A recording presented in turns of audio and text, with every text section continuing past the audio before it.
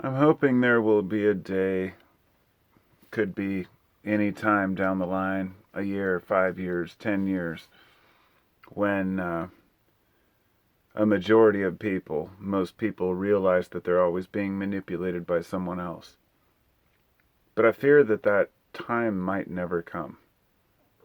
And this is something that I've drawn my own conclusions based on what I've observed in my life. I had hopes and dreams for humanity as far as people becoming aware when they're being manipulated and trying to learn more about a topic, subject, person before they just believe and jump in head first. But what I failed to recognize was that it wasn't a lack of information or knowledge. It wasn't a lack of access or internet that kept us from seeing, quote, the truth. What it really was we didn't want to see the truth. None of us did. None of us do. It seems like almost every person I meet wants to delude themselves in some way into believing that what they think is true and refuse to budge, discuss, have any bearing on discussion whatsoever about the topic. This is the fact, and that's how it is. And that's always fascinated me. I mean, it's always really made me wonder about people and whether or not any of the bullshit that we're going through right now might resolve in something better at all if people have a cult-like mentality. And so I wanted to talk a little bit about cults. And I guess I'll start with the FLDS. The FLDS, the Fundamentalist Latter-day Saints. I actually thought I was looked over before I made this video, and I found this necklace I wear. It's all the deceased friends and relatives kind of souvenir things. One of them is my father's dog tags from Vietnam. And as I was growing up, I remember looking on it and saying, LDS at the bottom. What does that mean? And then I went and years later found out that my father had been asked in the military when he joined the army, well, what religion? If you die out on the field, who do we bury you with, basically? And he's like, he didn't know what to say, so he just said, basically, he says, I'm a Mormon, of all things, right? So they wrote down Latter-day Saints, and that was his thing. Well, apparently his parents had tried it out for a while. I don't know how long. That's what I heard through my family. So I've always been curious about the Mormons and their, that when they come to my door, I'm always welcoming, kind. I read with them and we talk and hang out, offer them drinks, whatever. But the funny thing is that this group, the FLDS, had nothing to do with really, the rest of the, this was the polygamous group, and this was notorious back in the, 90s or 2000s. But what's crazy is that just this morning, by chance, I came across an article that an FLDS guy was busted in my state, out in Spokane, just like a week ago or something. He was arrested in a car. He had 9 underage wives that he'd married, and this cult goes way back. Basically, when one guy dies, another guy declares himself the new prophet. And then these guys one guy had 56 wives, okay? This is no joke.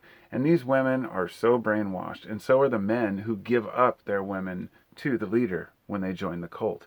And they don't even know it's a cult. So let me just briefly touch on this and why this is important. They believe that a man only gets to the highest level after he dies if he has at least 3 wives.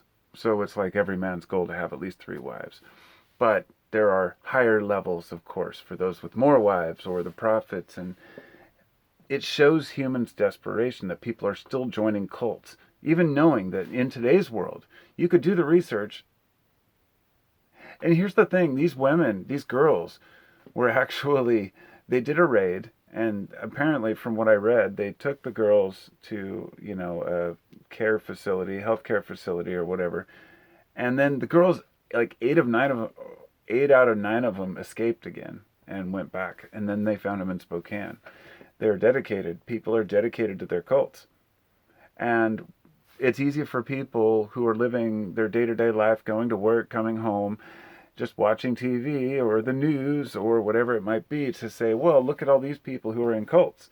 Look at these crazy people down in Waco, or look at how did these people start believe all this crazy shit, not realizing how many people have drunk the Kool-Aid from left or right politics, or believing in one religion or another. The idea that we all really think that we have it figured out underneath, but we know we don't. And it's kind of a conflicting feeling for most people. Everyone has that cognitive dissonance.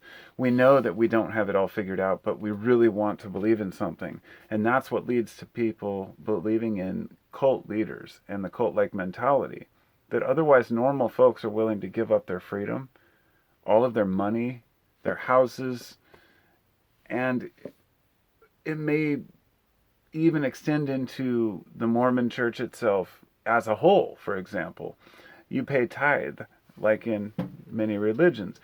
You pay 10% or more, apparently, to the Mormon church for the rest of your life. So if you're a Mormon that is born there and raised as a Mormon in Utah, and you decide to move to Oregon, you send them 10% of your check every month. And they are hardcore. They'll come look for you. I mean, it's like a gang. It's like it's like a cult.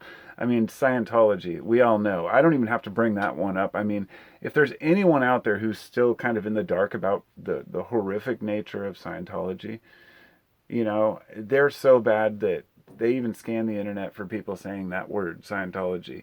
They have hundreds, if not probably thousands, of people on computers looking for anyone talking bad about the Church of Scientology, because they make so much money. It's like the biggest, I don't know if Ponzi scheme is quite the right word for it, because it's almost like a Ponzi machine. I mean, it's like continually taking in people's money, promising them a better afterlife or better understanding of their life now, whatever it is.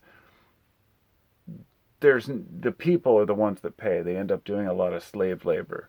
And that's apparently the FLDS church was using all their young men as laborers. At one time they gave away, or they dumped kicked like 200 young men, 250 or something, young men out of their group. They all lived in this one town, this one area. They kicked a couple hundred kids out, boys, because there weren't enough women to go around. And they didn't know what to do. They were raised in this fucked up church, and they're just kicked out by the leader. And all you have to do is just look at the literal meaning of drinking the Kool-Aid. What was it, 1,000 people? I mean, drinking literal cyanide Kool-Aid after watching everybody else drink it. It's amazing what people will go to when they believe that there's something better for them by doing it. And 9 times out of 10, I guarantee you, every single one of these cults believes that there's a better outcome if they act horrifically now. That there's some excuse for being, abusive. And most of the men in these cults, especially the ones where they have multiple wives, they know what they're doing, and they're not dumb. They're just abusing being a man. They're making things up. And it's really sad people believe it. And it's disgusting to me. It just frustrates me. Because, I'd love to see these guys not just imprisoned, but impaled. Put out in stockades and let the public do what thou wilt. I think that anyone who knowingly abuses others, but here's the thing. These are sometimes adults who consent. That's fine, but these were younger girls, like 14. That's not legit, and mixed feelings on it all, but it's now we look at society and what's been going on out there, the way that people have been behaving online in social media groups is very similar to what's going on in that description of a cult. That people are ganging up on other people. They're trying to cancel each other, trying to harass people without understanding intentions. If you don't believe 100% what I believe, you're out of the club, so to speak.